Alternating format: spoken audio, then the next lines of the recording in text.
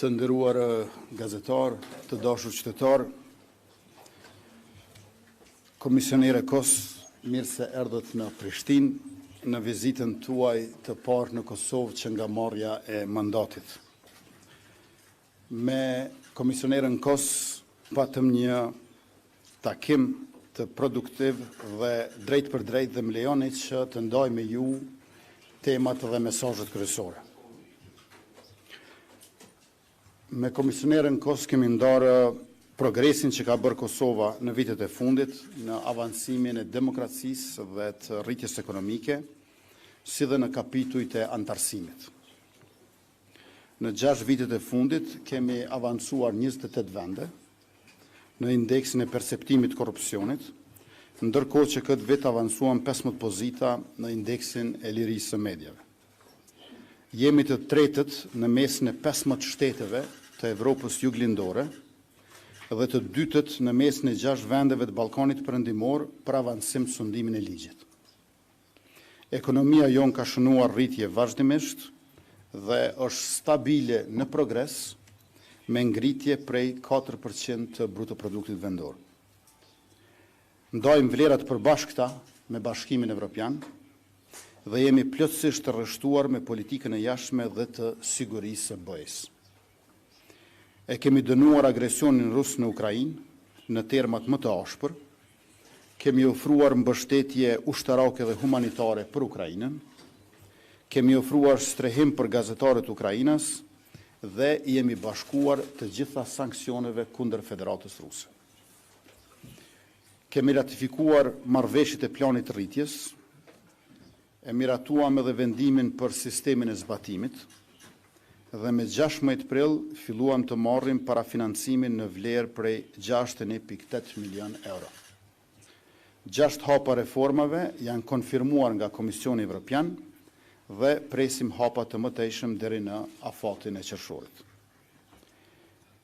Me gjithë këto, mungesa e kuvendit funksional gjatë vitit që shkoi, por edhe tani, ka bërë që disa reformat vënohen e tashmë po rrezikohen edhe për afatin e qershorit. Jemi duke punuar maksimalisht për të minimizuar ndikimin në reforma që po shkakton blokada në kuvend. Në vitet e fundit, Kosova ka avancuar në përgatitjen shumë kapituj, kemi shënuar progres në nivel të moderuar të përgatitjes, në 5 kapituj dhe në nivel të caktuar të përgatitjes në 8 kapituj të tjerë. Po ashtu nga progresi i kufizuar në progres të theksuar kemi kaluar në 18 kapituj dhe nga progresi theksuar në progres të mirë në 5 kapituj të tjerë. Pra kemi përparim të vazhdueshëm dhe të qëndrueshëm. Kemi kuadrin kushtetues më të avancuar për të drejtat e pakicave në rajon.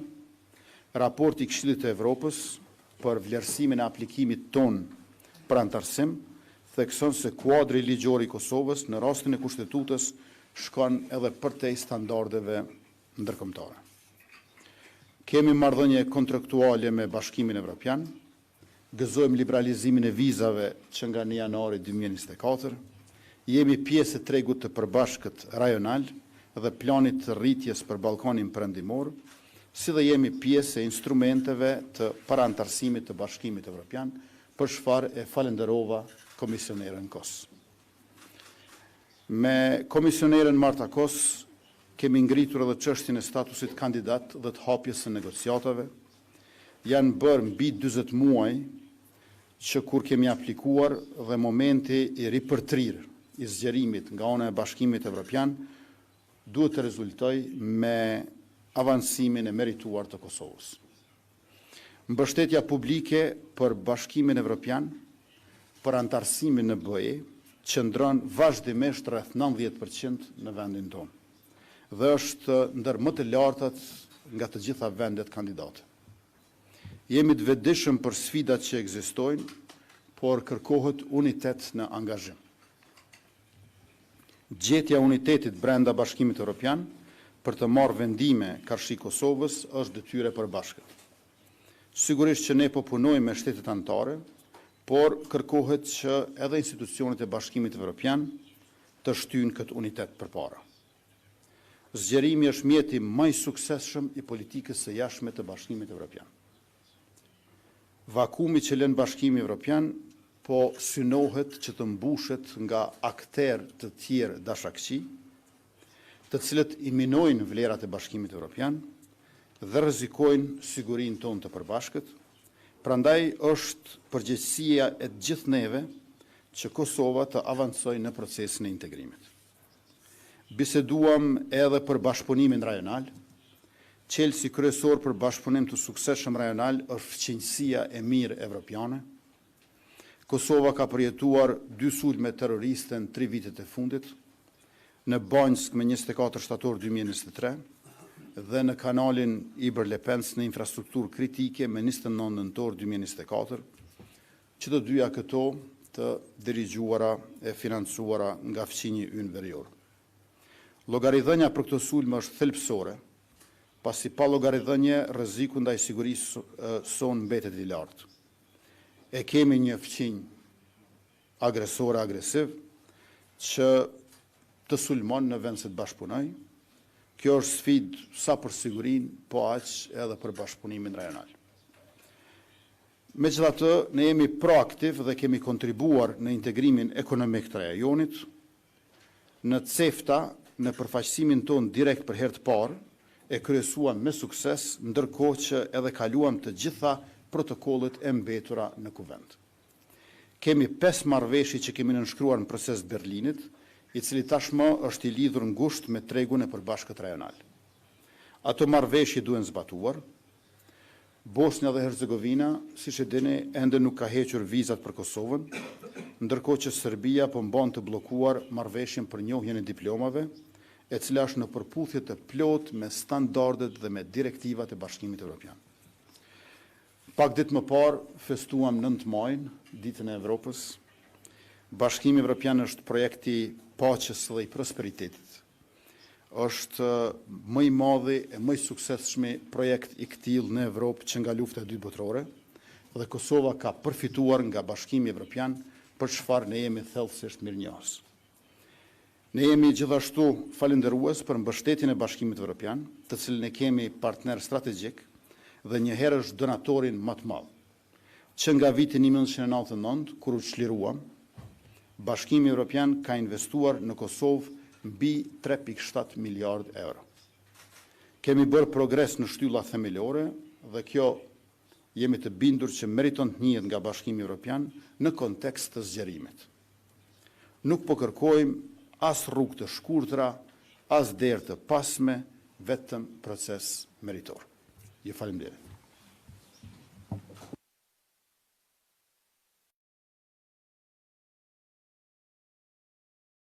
For welcoming me here in Pristina today. I'm very happy to be here with you. There are many reasons why, when I'm saying we are at a critical juncture today.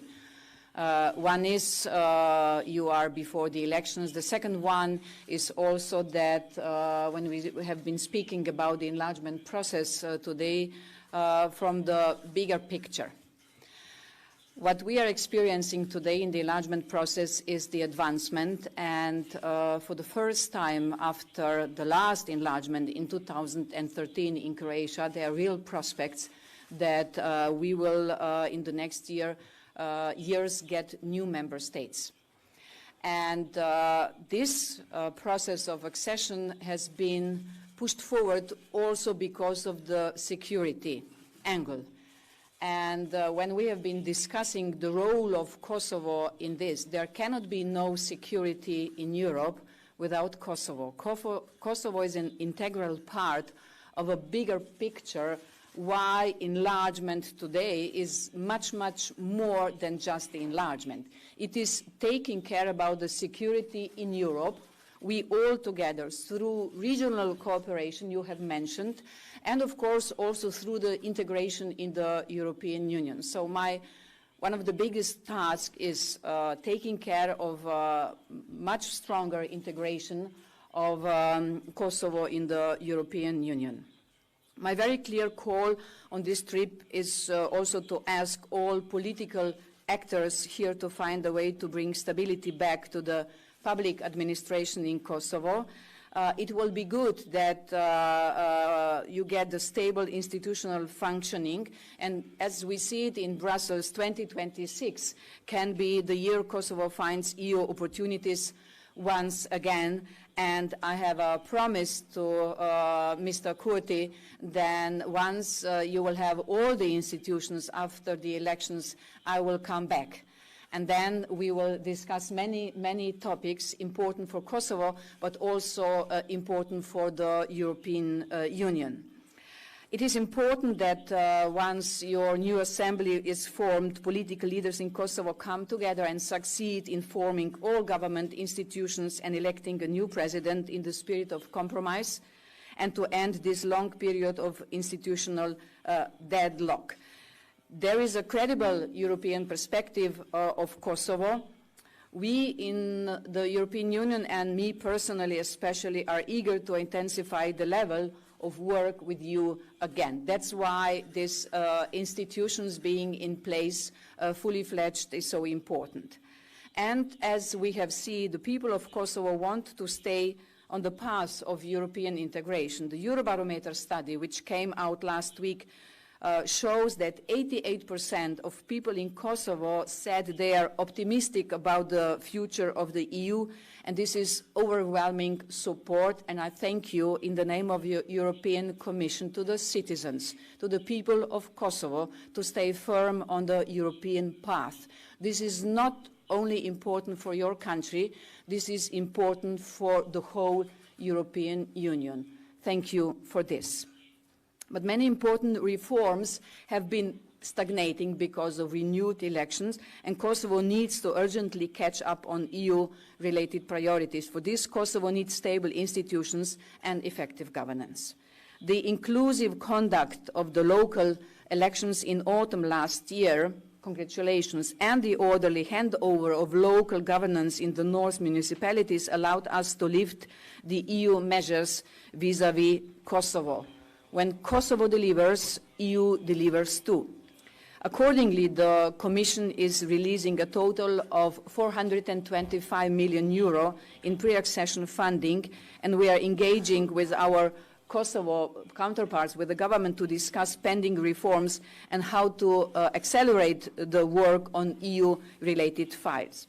I'm also pleased that last Assembly ratified the EU growth plan related agreements back in February. The Commission subsequently released the pre-financing in mid-April, amounting to close to 62 million euro. To reap the benefits of the full, so the whole package from the growth plan is 880 million available. Kosovo needs a really fully fledged government, solid assembly, and a clear president in place. You will only be able to get these funds if you deliver the reforms, and this is why I'm believing that this year could be another turning point in our relations. Getting this money, it is crucial not for the government, it is mostly for the people. It will improve the rule of law, modernize Kosovo's public administration. It will also support improved education outcomes, create a better business environment, and help accelerate the digital and green transition in Kosovo. And the growth plan also could bring other opportunities for people in Kosovo. We've been talking how there is small steps needed for Kosovo to join European single payment area and extending the Rome like at home to Kosovo. Looking to the future, advancing on Kosovo's EU aspirations also requires constructive engagement in dialogue with Serbia. We have been discussing this too. This includes the need to resolve all issues related to Serbia-run institutions in an inclusive manner in consultations with the Kosovo Serb community as in the framework of the EU-facilitated dialogue. The March 14 agreement, really congratulations, you've been able to reach this agreement, must be fully implemented in good faith. While I'm here, I'm also pleased to meet the representatives of Kosovo civil society, and I will meet a group of women leaders from different areas discussing the enlargement processes. And I'm looking forward, coming from this area, I know there are many, many strong women here in Kosovo since decades. So my personal wish is also to engage with them more. Mr. Prime Minister, my team knows, no man can attend this lunch, so I can't invite you to this meeting, but I know that you are a strong supporter of women too. If I finish, Kosovo has really done a lot in the latest period. And it can be done more, and Kosovo and the European Union share this common destiny. We can't think of Europe without Kosovo, and I'm happy that I have got the assurance that Kosovo is firm on the European path. I want to assure that the European Union remains committed to Kosovo's European future. Dear Mr. Prime Minister, I'm happy that you will come to the EU West Balkan Summit, which will be on June 5th in Tivat in Montenegro, to show your commitment and the commitment of your country on the European path. Thank you for this.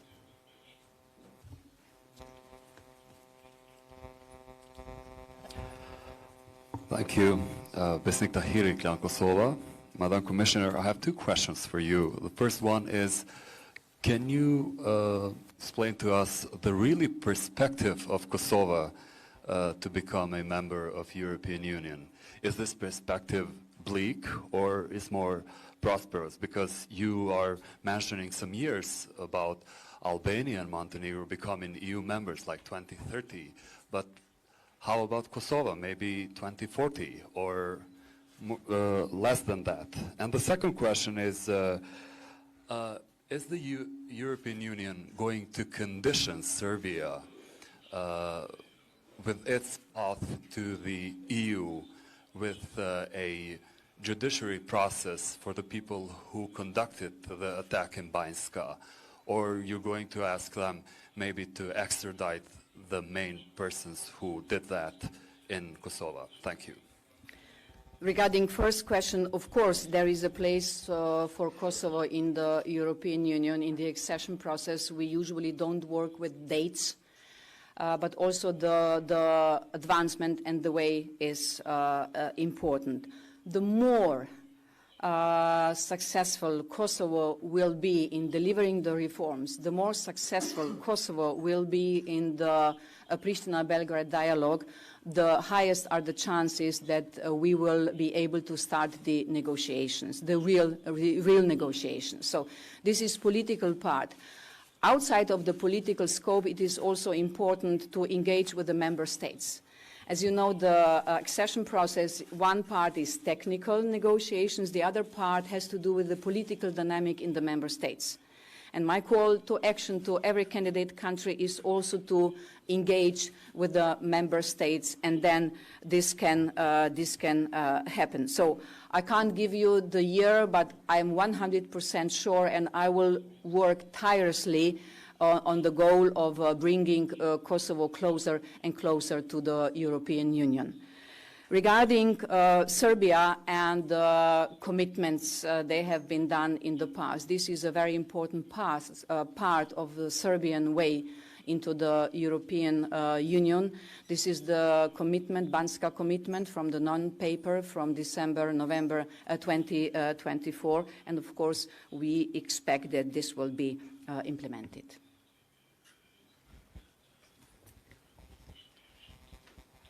Antigoni Sufi, gazetare në Kallzapikon. Kam një pyetje për komisionerin Kos dhe një për kryeministrin Kurti.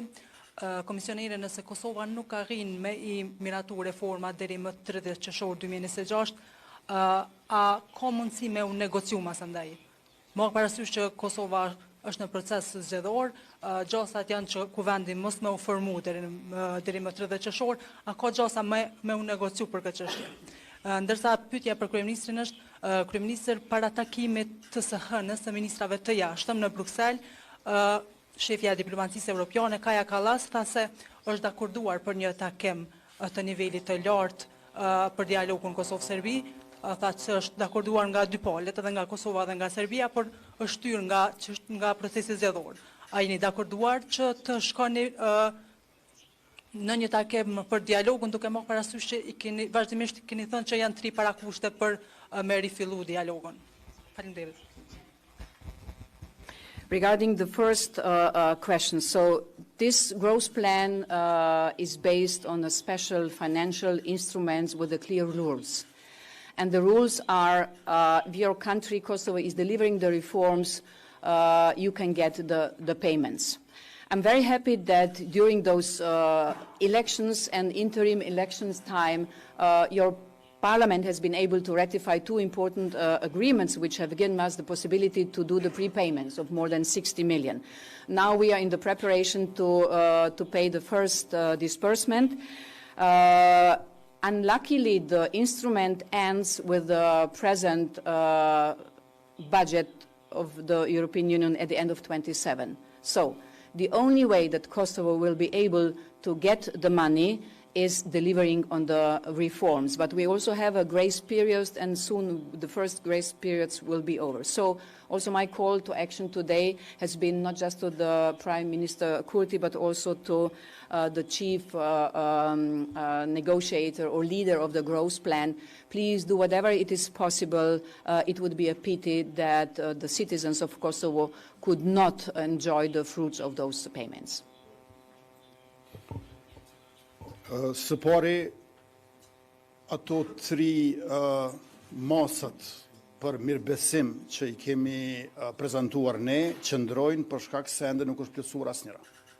Së pari, Milan Radojčić duhet t'ju dorëzohet autoritetet të Kosovës, ku dihet që e ka aktakuzën prej 160 faqesh bashkë me 44 paramilitarët e tjerë terroristë, të cilët na e vranë rrështerin policor Afrim Bunjakun, herojin e Kosovës. Dhe jo vetëm që Milan Radojčić tash gati 2 vjet e 8 muaj është në liri në Serbi, por aja tje është edhe aktiv në politikë. Dhe ka raporte të shumta të medjave në Serbi dhe ndërkombëtare se aja tje është pjesë e projektit për ta shkatruar opozitën demokratike dhe në anën tjetër vazhdon me kërcënimet ndaj serbëve të Kosovës. Së dyti, ne kërkojmë që ajo letra të cilën e ka lexuar para 27-shës së Bashkimit Evropian dhe e ka dorëzuar ish kryeministria dhe tash kryetaria e kuvendit Ana Brnabić, ku thotë që nuk e respekton integritetin territorial të Kosovës, të tërhiqet.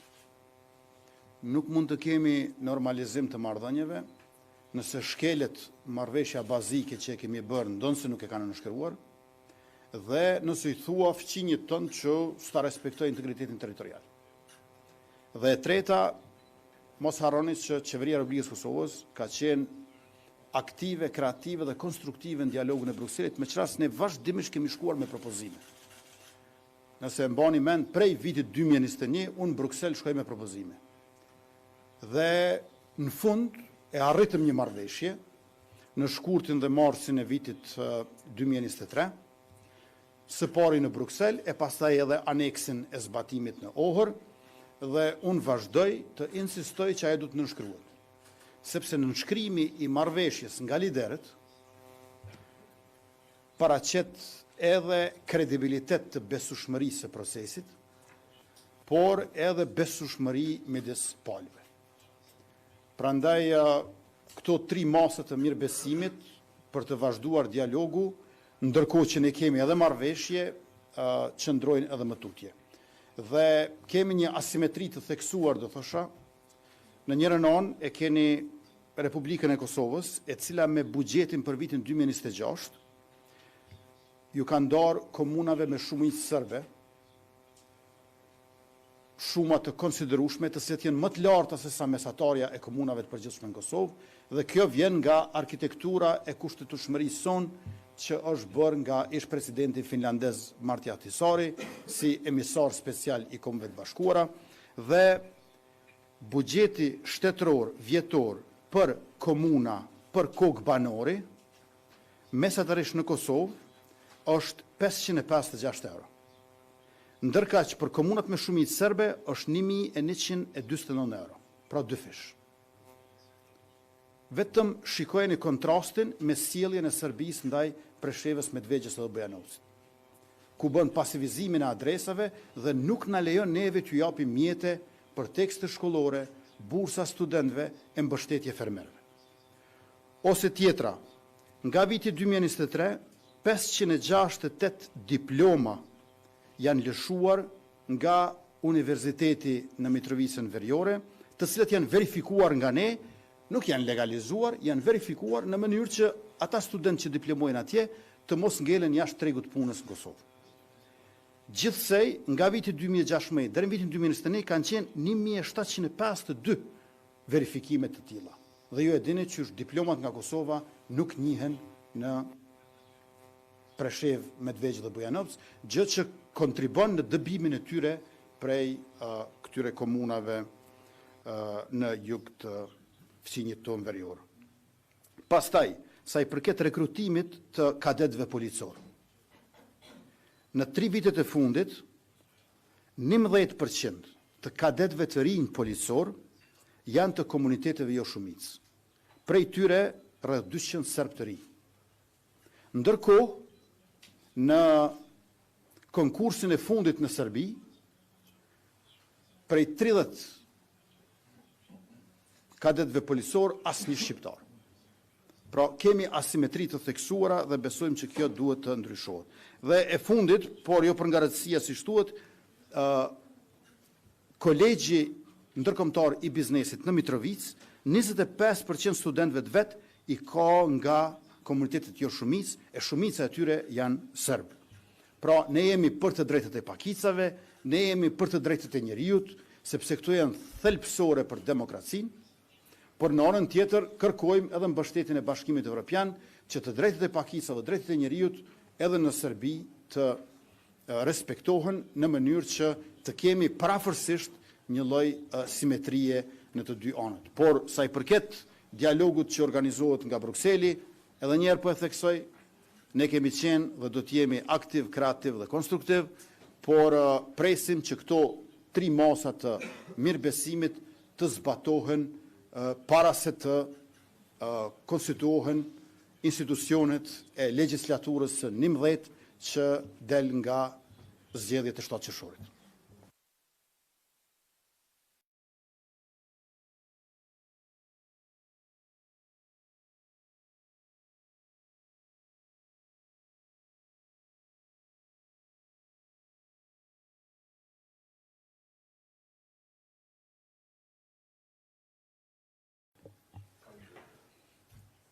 Në Republikën e Kosovës nuk mund të ketë asnjë individ dhe asnjë grup që sfidon suksesshëm shtetin.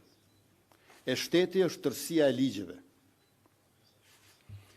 Ligji i drejtë i Republikës na bën bashkë si shoqëri, sepse na barazon para tij, e jo si dikur që na ndonte në të pambrojtur e të paprekshëm. Në lokalin në Skënderaj, në të cilën është rrohur e përgjakur zëvendës ministri në Ministrinë e Financave Hysni Mehani, njëkohësisht edhe kryetari i qendrës së vetëvendosjes atje, njëkohësisht edhe kandidat për deputet për legjislaturën e 11, ka kamera dhe ka shumë dëshmitar. Me çmora vesh 2 veta janë arrestuar. Për përshtypjen time, reagimi edhe i policisë edhe i prokurorisë ka qenë i vënuar. Unë nuk e di se çfarë ka ndodhur më pastaj në orët e pas mesnatës, por e di që reagimi është dashur të jetë shumë më i shpejtë. Ju e dini që aktivistët e vetëvendosjes për statusen Facebook janë dënuar ka 1 vit e gjysmë në burg. Ta shohim tash prokuroria për ata që marrin gotë edhe për gjakin zëvendës ministra, çfarë dëshkimi do të kërkoj dhe çfarë dënimi do jap gjyqësori.